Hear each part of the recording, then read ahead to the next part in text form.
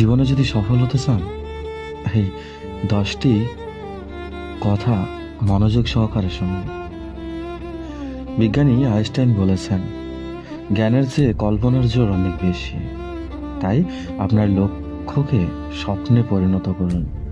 অর্থাৎ আপনি যা হতে চান তার ছবি যদি স্পষ্টভাবে দেখেন, তাহলে তা বাস্তবায়ন সহজ হয়।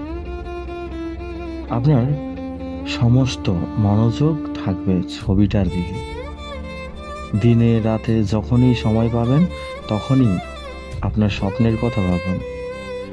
মনের আঙিনায় স্বপ্নটাকে একেবারে স্পষ্ট করে ফেলুন, যাতে স্বপ্নের পথ ধরে হাঁটতে হাঁটতে আপনি বাস্তবেও নিজেকে সার্থক হিসেবে দেখতে পান।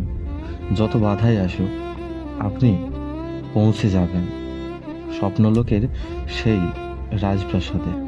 আমরা বেশিরভাগ মানুষেরাই জানি না যে আসলে আমরা কি চাই, বা কেন চাওয়া নিয়ে অনেক ক্ষেত্রে সন্তুষ্টি তো অর্জন করতে পারি না। কোনো কাজের লক্ষ্য হতে হবে আপনার একান্তই কাম্য বা গভীর আগ্রহের বস্তু। এই লক্ষ্যেই সাফল্যের সিঁড়িতে পৌঁছাতে সহায়তা করবে। তাই আপনার লক্ষ্যকে মনের মাঝে প্রতিষ্ঠিত করুন। ধরুন আপনি লক্ষ্যে পৌঁছে গেছেন, ধরেই নিন আপনি সফল। এরপর কি করা উচিত? আপনি কি বসে থাকবেন? তাহলে আপনি ভুল করবেন, কারণ সাফল্যের শেষ নেই। সাফল্যের একটা সিঁড়ি অতিক্রম করার পর আপনি আরেকটা সিঁড়িতে পা দেবেন, কারণ আপনার মেধার কোনো কমতি নেই। লক্ষ্য অর্জনের মানুষের ক্ষমতার কোনো শেষ নেই। তাই নিজের মেধা যাচাই করুন। সফলতা অর্জনের জন্য চাই সুচিন্তিত ও সুনির্দিষ্ট পরিকল্পনা, যাকে আমরা অন্য কথায় নকশা বা মানচিত্রও বলতে পারি। এটি ছাড়া আপনি সফল হতে পারবেন না। আপনার বর্তমান অবস্থান ও আপনার কার্যকলাপগুলোর অবস্থানের দূরত্বটা মাথায় রাখুন। এর মাঝে কিছু বাধা আসতে পারে, বাধাগুলোকে চিহ্নিত করুন। বাধাগুলো দূর করার উপায় বের করুন।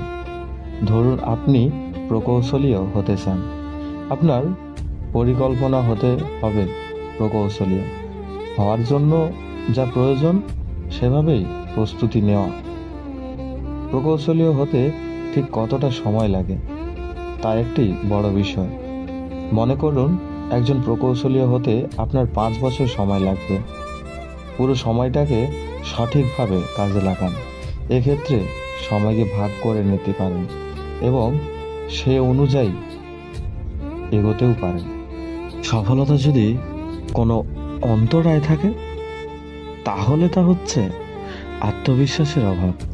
কেউ যদি ভাবে আমি পারবো না, ব্যাস নিশ্চিতভাবে সে ব্যর্থ, কারণ সে চেষ্টা করে না বা চেষ্টা করার আগেই আত্মবিশ্বাস হারিয়ে ফেলে। বিশ্বাসের মাত্রা হতে হয় খুব দৃঢ়। যদি মনে বিশ্বাস থাকে, অটুট, লক্ষ্য যতই কঠিন হোক না কেন, বিজয় নিশ্চিত। কখনোই বিশ্বাস হারাবেন না, তাহলে আত্মবিশ্বাস নড়বড়ে হয়ে যাবে। ফলে উৎসাহ উদ্দীপনা কমে যাবে। কাজেই বিশ্বাস ধরে রাখুন। নিজের মাঝে নিজেই প্রতিষ্ঠিত করুন যে আমি পারবই। আপনার লক্ষ্যের প্রতি থাকা চাই আপনার ইতিবাচক মনোভাব।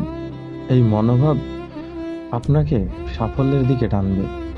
যাদের কোনো কাজে মন নেই বা নেতিবাচক মনোভাব আছে, তারা সফলতার মুখ দেখতে পান না।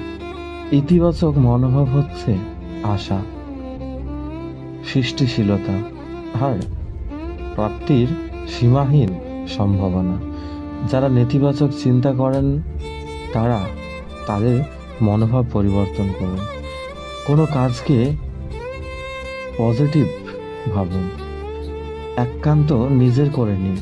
যদি দ্রুত পজিটিভ না হতে পারেন, তবে আস্তে আস্তে ইতিবাচক মনোভাব অর্জন করুন।